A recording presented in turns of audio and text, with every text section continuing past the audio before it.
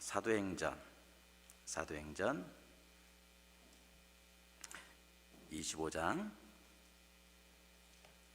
23절부터 26장 3절까지 우리 같이 한번 하나님 말씀 봉독하시겠습니다.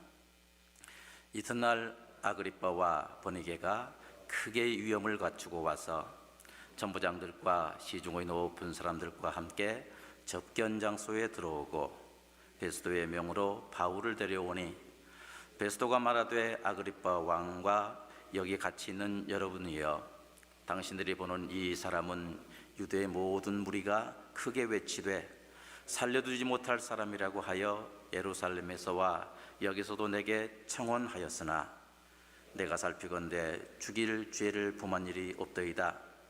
그러나 그가 황제에게 상소한 고로 보내기로 결정하였나이다. 그에 대하여 황제께 확실한 사실을 알릴 것이 없으므로 신문한 후 상소할 자료가 있을까 하여 당신들 앞, 특히 아그리빠 왕 당신 앞에 글을 세웠나이다. 그 제목도 밝히지 아니하고 제수를 보내는 것이 무리한 일인 줄 아나이다 하였더라. 아그리빠가 바울에게 이르되 너를 위하여 말하기를 내게 허락하노라 하니, 이에 바울이 손을 들어 변명하되 아그리빠 왕이여, 유대인이 고발하는 모든 일을 오늘 당신 앞에서 변명하게 된 것을 다행히 여기나이다. 특히 당신이 유대인의 모든 풍속과 문제를 아심이니이다. 그러므로 내 말을 너그러이 들으시기를 바라나이다. 아멘. 기도하시겠습니다. 아버지 하나님, 감사합니다. 저희 가운데 귀한 새벽을 깨우게 도와주시고 하루의 첫 시간부터 주님 앞에 이렇게 예배함으로 나오게 도와주심을 감사합니다. 저희를 긍휼히 여겨주시고 오늘 하루도 살아가는데 필요한 모든 은혜와 능력을 저희 가운데 허락하여 주시옵소서. 우리 담임 목사님 수술 후에 회복을 위해서 계속 이제 기도 중에 있습니다. 전에보다 더 강건하게 도와주시고 주님의 아름다운 성광교회 섬겨나가는데 부족함이 없도록 은혜와 능력으로 채워 주시옵소서. 말씀을 듣습니다. 주님께서 친히 말씀해 주시옵소서. 감사하며 주 예수 그리스도 이름으로 간절히 기도드리옵나이다. 아멘. 오늘 본문을 보면은요, 웅장하고도 화려한 그 왕의 행렬이 펼쳐져 있는 것 같습니다. 이미 읽었던 본문 23절 말씀을 다시 한번 함께 읽어볼까요? 이튿날 아그리빠와 버니게가 크게 위험을 갖추고 와서 전무장들과 시중의 높은 사람들과 함께 접견 장소에 들어오고 베스도의 명으로 바울을 데려오니. 아멘. 이 말씀에 보면 먼저 접견 장소라는 말이 있는데요, 이 접견 장소는 한마디로 말해서 공개적으로 어떤 사건에 대해서 청취하는 그런 공청실을 의미하는 말로 사도 바울을 신문하기 위해서 설치된 그러한 장소입니다. 그리고 이 접견 장소는 지금 현재 이 베스도가, 총독 베스도가 살고 있는 집이기도 합니다. 우리가 아는 대로 사도 바울에 대한 재판은요, 가이사 황제 법정에 이미 항소가 받아들여진 그러한 상태입니다. 이때 당시에 항소권을 보면은요, 로마의 시민권을 가진 사람이 만약 황제의 법정에 이렇게 상소를 하는 순간 모든 하급심의 소송 절차는 철회되었다고 합니다. 그리고 이런 항소권이 처음에는 그 로마와 또 로마 주변에 있는 그런 사람들에게만 부여되었는데, 그러나 사도 바울 당시에는 그 권한이 로마 제국 전역에 살고 있는 모든 시민들에게 확대 적용되었던 것을 볼 수가 있습니다. 이러한 이유로 볼 때 지금 설치된 이 접견 장소는 사도 바울을 재판하기 위해서 설치된 것이 아니고 아마도 청문회를 위한 장소로 설치되었음을 알 수가 있습니다. 오늘 본문 26절 하반절 말씀처럼 신문한 후 상소할 자료가 있을까 해서 설치된 장소라고 할 수가 있습니다. 이와 같은 사도 바울의 이 접견 장소에 아그리빠 2세 왕과 버니게가 지나치게 화려한 모습으로 입장한 것을 볼 수가 있습니다. 이튿날 아그리빠와 버니게가 크게 위험을 갖추고 와서라는 말씀 그대로입니다.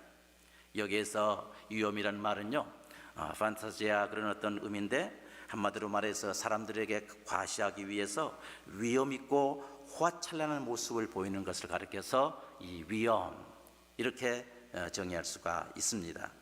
이 아그리빠 2세 왕은요, 유다의 그 마지막 왕으로 매우 친로마적인 어떤 그런 왕이었기 때문에 유대인들로 하여금 로마에 대한 반 로마 감정을 가지지 않도록 끊임없이 공작했던 그러한 왕이었습니다.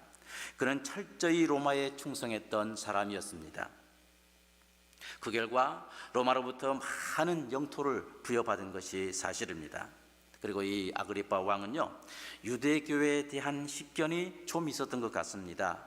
오늘 본문 26장 3절에 보니까 특히 당신의 유대인의 모든 풍속과 및 문제를 아심이니다라고 사도 바울이 말씀하고 있는데, 이 말씀을 통해서도 그가 유대교회에 대한 식견이 있음을 알 수가 있습니다. 그런데 이 아그리빠 왕은요, 그의 누이 버니게와 근친 상관의 불륜을 저질렀다라는 이러한 소문이 널리 퍼져 있는 부도덕한 그러한 왕이었습니다. 그래서 그의 권위가 실추될 대로 실추된 상황입니다. 아무튼 아그리빠 2세 왕은 로마와의 그 밀착된 관계 속에서 특혜를 받고 있었기 때문에 새로운 로마 총독이 부임할 때마다 예방해서 경의를 표한 것을 볼 수가 있어요. 그리고 아그리빠 왕은 이곳 접견 장소에 참관할 때도 크게 위험을 갖추고 온 것을 볼 수가 있는데, 그는 자신의 어떤 실추된 권위를 다시 세우기 위해서 많은 천부장들을 동원했습니다. 그리고 성중에 높은 이 사람들을 대동하고 입장한 것을 볼 수가 있습니다. 그들은 이처럼 호화찬란함으로 자신의 그 부도덕을 가리고 자기 자신의 그 내면의 공허함을 채우고자 했습니다. 이를 통해서 우리가 깨달을 수 있는 한 가지 점이 있습니다. 내면의 진리로 채워져 있지 않은 사람은요, 외부의 여러 가지 조건으로 자신을 채워나감을 볼 수가 있습니다. 내면 속에 진리가 없는 사람들은 한결같이 겉에 화려함을 추구한다고 말입니다. 아그리빠 왕과 버니게가 그 대표적인 전형적인 예라고 할 수가 있습니다. 그러므로 우리 그리스도인들은 베드로전서 3장 3절로 4절 말씀에 주목해야 됩니다.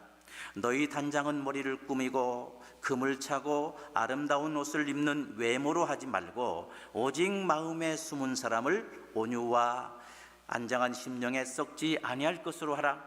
이는 하나님 앞에 값진 것이니라 라는 이 말씀을 마음속에 새겨야 합니다. 우리 그리스도인들의 단장은요, 이 숨은 사람, 다시 말해서 속 사람을 온유함으로 그리고 안정한 심령으로 해야 한다라고 했는데, 여기 온유란 말은 여러분 다 아시다시피 예수님의 성품입니다. 하나님의 손에 모든 것을 맡기고 기꺼이 참는다라는 그러한 의미입니다. 그리고 안정한 심령은 뭡니까? 옆에 있는 사람이 타인이 아무리 내 마음을 충동질을 해도요, 동요시켜도요, 흔들리지 않는 평안한 마음을 가리켜서 안정한 심령, 이렇게 정의할 수가 있습니다. 그렇다면 그리스도인들은요, 자신의 속사람을 어떤 상황에서도 흔들리지 않는 안정한 심령과 그리고 모든 것을 하나님께 맡기고 참는 온유함으로 단장해야 되는 것입니다. 온유함과 단장한 심령으로, 안정한 심령으로 자기 자신을 단장해야 된다, 그 말입니다. 이 아그리빠 2세 왕과 버니게가 크게 위험을 갖추고 천부장들과 또한 성중의 높은 사람들과 함께 이 접견 장소에 입장했을 때, 곧이어 총독 베스도는 사도 바울을 이 접견 장소로 들이라고 명령하고 있습니다. 23절 하반절에 베스도의 명으로 바울을 데려오니 했습니다. 이날 접견은 크게 위험을 갖추고 라는 이 말씀처럼 얼마나 비중 있는 접견인가를 우리는 상상할 수가 있습니다. 이 접견 장소에 사도 바울이 입장하자 총독 베스도는 아그리빠 왕을 비롯한 참관한 다른 사람들에게 사도 바울에 대한 브리핑을 하고 있습니다. 본문 24절 25절 상반절을 보십시오. 베스도가 말하되 아그리빠 왕과 여기 같이 있는 여러분이여, 당신들이 보는 이 사람은 유대의 모든 무리가 크게 외치되 살려두지 못할 사람이라고 하여 예루살렘에서와 여기에서도 내게 청혼하였으나 내가 살피건대 죽일 죄를 범한 일이 없도이다 라고 이렇게 브리핑하고 있어요. 유대인들과 종교 지도자들은 사도 바울에 대해서 살려두지 못할 사람이라고 이렇게 외치고 있지만, 그러나 총독 자신이 바라볼 때 사도 바울에게 도저히 죄목을 찾을 수 없다 그 말입니다. 이렇게 죄가 없음에도 불구하고 굳이 이 접견 장소를 설치한 그 이유가 무엇일까요? 26절에서 베스도는 말합니다. 그에 대하여 황제께 확실한 사실을 알아낼 것이 없으므로 신문한 후 상소할 자료가 있을까 하여 당신들 앞, 특히 아그리빠 왕 당신 앞에 그를 세웠나이다 라고 말하고 있습니다.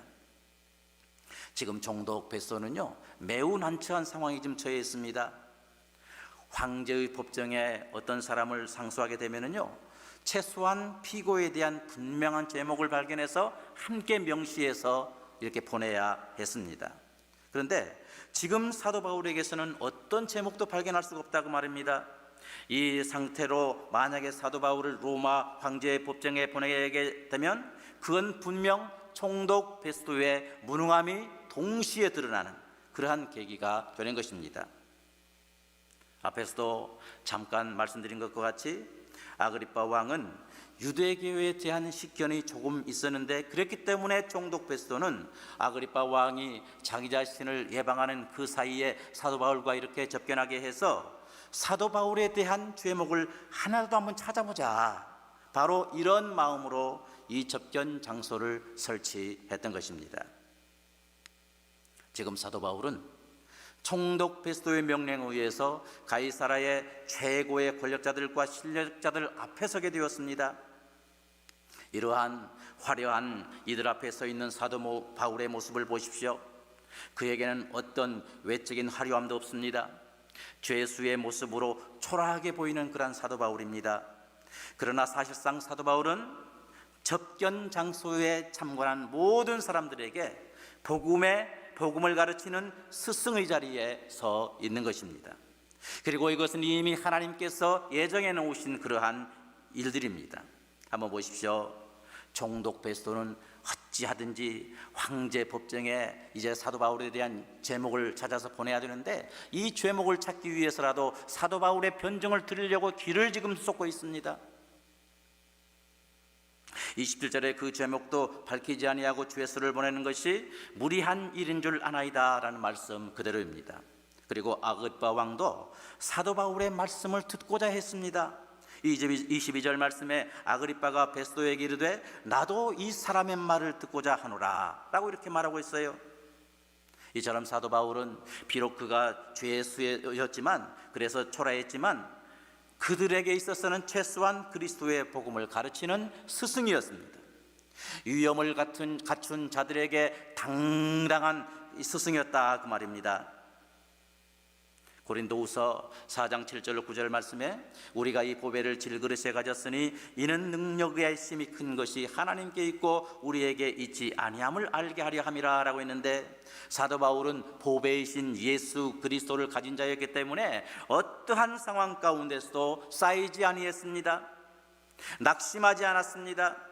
버림받지 않았습니다. 망하지 아니하고 예수 그리스도의 능력을 드러내는 그러한 능력의 삶을 살 수가 있었던 것입니다. 여러분, 우리가 이 세상을 살아갈 때 비록 초라하게 보인다고 해도 보배이신 예수 그리스도를 가지고 있다면 우리도 사도 바울과 같은 그러한 능력의 담대한 삶을 살게 될 줄을 믿습니다. 능력 그 자체의 삶을 살 줄을 믿습니다. 약하지만 오히려 강한 자를 부끄럽게 하는 삶을 살게 될 줄을 믿습니다. 이제 사도 바울의 변증은 아그리빠 왕의 허락으로부터 시작되었습니다. 사도행전 26장 1절을 보십시오. 아그리빠가 바울더러 이르되 너를 위하여 말하기를 내게 허락하노라 하니 이에 바울이 손을 들어 변명하되 라고 했습니다. 여러분, 지금 변증하고 있는 사도 바울을 한번 보십시오. 그는 가이사 법정에 상수한 그런 상황에 있었기 때문에 여기서 아무리 어떤 변증을 해도 무죄로 풀려나는 것이 아닙니다. 사도 바울은 이미 클라우디오 이 루시아 천부장으로부터도 무죄, 벨릭스 총독으로부터도 무죄, 여기 있는 베스도 총독으로부터도 무죄라는 결론을 받았습니다. 그럼에도 불구하고 사도 바울은 아직도 죄수의 신분에 묶여 있습니다. 이런 상황에서 아그리빠 왕 앞에서 이제 5번째 변증을 하게 되었는데, 이때 사도 바울의 마음이 어떠했겠습니까? 한번 생각해 보십시오. 변증을 합니다마는 변증하는 사도 바울의 마음이 지금 어떠했을까요? 사도 바울은 2년 전 예루살렘에서 로마도 보아야 하리라 하신 하나님의 이 비전을 가지고 죄수의 신분으로 로마를 향한 여행을 시작했습니다. 그런데 아직도 유다의 그 가이사라 지방을 벗어나지 못하고 있습니다. 로마를 향한 그러한 발걸음은 아무런 진전이 없습니다. 그리고 2년의 시간이 흘러버렸습니다. 이런 상황은 로마도 보아야 하리라 한다는 이 주님의 말씀이 허상이란 말인가? 이런 좌절과 회의를 사도 바울에게 충분히 줄 수 있는 그러한 상황이었습니다. 심지어는 어떤 상황에서 마음의 어떤 극도의 분노를 일으킬 수 있는 그런 상황도 되었던 것입니다. 그러면 바로 이런 상황에서 사도 바울은 어떻게 했습니까? 보통 사람들처럼 좌절해 버렸나요? 마음의 분노 가운데 빠져서 자기를 컨트롤하지 못하는 그러한 비정상적인 상황에 있었나요? 오늘 본문 26장 2절을 같이 한번 읽겠습니다. 26장 2절입니다. 아그리빠 왕이여, 유대인이 고발하는 모든 일을 오늘 당신 앞에서 변명하게 된 것을 다행히 여기나이다. 아멘. 다행히 여기나이다. 다행히 여긴다, 이 말이 뭡니까? 한마디로 말해서 기쁘게 여긴다, 그 말입니다. 좌절의 마음의 상태가 아니고요, 분노의 상태가 아니고요, 이렇게 다시 한번 내가 여러분한테 변증하지만 그러나 나는 다행한 일로 여깁니다. 기쁨으로 지금 변증하겠습니다. 아그리빠 왕으로부터 변증의 기회를 얻은 사도 바울은 적극적인 마음으로 최선을 다해서 지금까지 자기 자신에게 임했던 예수 그리스도의 구체적인 은혜와 복음을 선포하고 변증해 나갔습니다. 하나하나 가르쳐 나갔던 것입니다.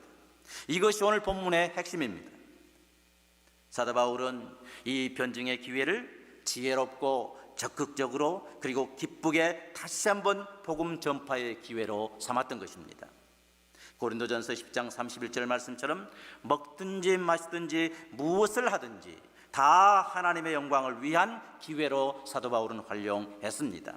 낮은 데 처해 있을 때에나 죄수의 신분으로 있을 때에나 사람들로부터 살해의 위협을 받고 있는 그런 상황에서도 사도 바울은 오직 하나님 영광을 위한 기회로 활용했다, 그 말입니다.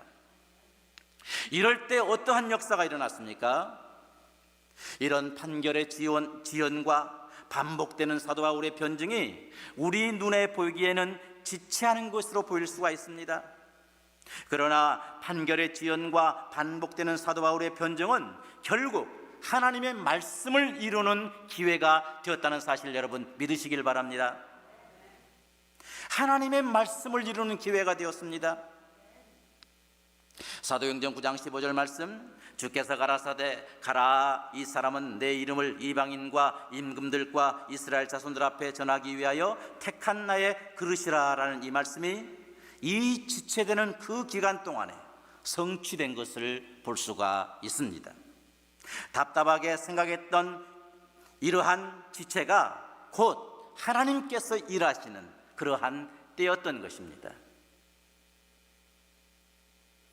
이 기회를 통해서 임금 앞에서 말씀을 전하게 됐습니다. 총독들 앞에서 전하게 됐습니다. 또 아니면 천부장들 앞에서 전했습니다. 성중의 유력한 자들 앞에서도, 또한 많은 유대인들 앞에서도 말씀을 증거했는데, 이 지체의 기간 동안에 이 하나님의 말씀, 택한 그릇으로서의 그 사명을 감당한 것을 볼 수가 있어요.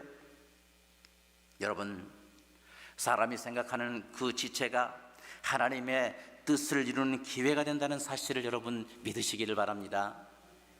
그러므로 지체된다고 해서 낙심할 필요가 없습니다. 2년 동안의 지체, 또다시 행해지는 변정, 번거로운 일들이라고 생각되어지는 때, 이때가 바로 주님의 때이고 주께서 일하시는 기회입니다. 그러므로 우리 그리스도인들은 어떤 상황에서도 인내를 이루어야 합니다.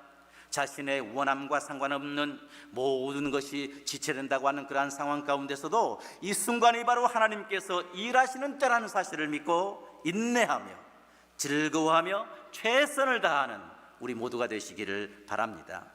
야고보서 1장 4절에서 뭐라고 그랬습니까? 인내를 온전히 이루라. 이는 너희로 온전하고 구비하여 조금도 부족함이 없게 하려 함이라 라는 말씀 그대로입니다. 로마서 5장 3절로 4절에서도 다만 이뿐 아니라 우리가 환난 중에서도 기뻐하나니 이 환난은 인내는 연단은 소망을 이루는 줄 알미로다 라고 말씀했습니다. 하나님께서는요, 오늘 본문에 나오는 이 사도 바울에게 끝까지 인내하신 것을 볼 수가 있습니다. 수많은 그리스도인들을 죽이는데 앞장섰던 그런 바울임에도 불구하고 우리 하나님은 이 사도 바울에 대해서 끝까지 인내하셨습니다. 사도 바울에게 끝까지 인내하셨던 하나님은 하나님의 이름을 이방인과 임금들과 이스라엘 자손들 앞에서 전하기 위한 택한 그릇으로 그를 세워주셨던 것입니다.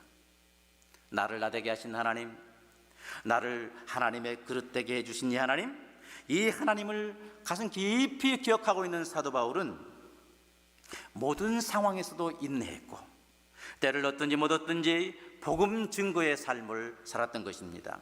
사망의 음침한 골짜기가 기다리고 있음에도 불구하고 결국 로마 가이사의 법정에 친히 가서 예수 그리스도의 복음을 황제 앞에서도 전한 것을 볼 수가 있습니다.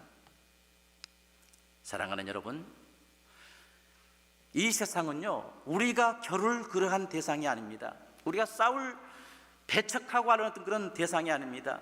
오히려 우리가 복음으로 사랑할 대상이요, 또한 선포의 대상이요, 진리로 이끌어 나갈 그러한 대상입니다.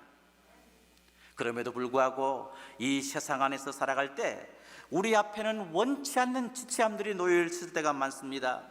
그래서 이것으로 인해서 수없이 맥 빠지고 좌절하고 회의에 빠질 때가 많습니다. 그렇다고 해도 우리가 만약 보배이신 예수 그리스도를 가졌다면 이러한 지체의 때가 하나님께서 일하시는 때라는 사실을 믿고 오히려 인내의 경주를 달려나가는 우리 모두가 되시기를 간절히 소원합니다. 이 지체함을 통해서 우리가 알지 못하는, 그러나 우리를 통해서 이루시고자 하신 하나님의 또 다른 뜻이 이루어지고 있기 때문입니다. 지금 우리는 코비드-19로 참 이 어려운 시기를 지나고 있습니다. 한마디로 말해서 어려움의 극치입니다. 지체의 연속입니다. 이것 때문에 때로는 두려움에 쌓이게 되고 우울증도 생기게 되고요, 어떤 사람들은 화병에 이렇게 걸릴 수도 있습니다. 어떻게 생각하면 사도 바울이 이 가이사라에서 2년 동안 이 감옥에 갇혀 있는 이러한 답답한 시기가 바로 지금 우리가 살아가는 이 지금 현재라고 저는 생각합니다. 지체했다라고 생각합니다. 그러나 기억하십시다. 지체는 하나님의 일이 계속 진행되는 순간입니다. 하나님께서 우리를 위해서 일하시는 때입니다. 그렇기 때문에 인내함으로 믿음의 경주를 계속해서 하나님의 말씀을 이루는 삶이 되고 결국 어려움에서 승리하는 우리 모두가 될 수 있기를 주님의 이름으로 축원합니다.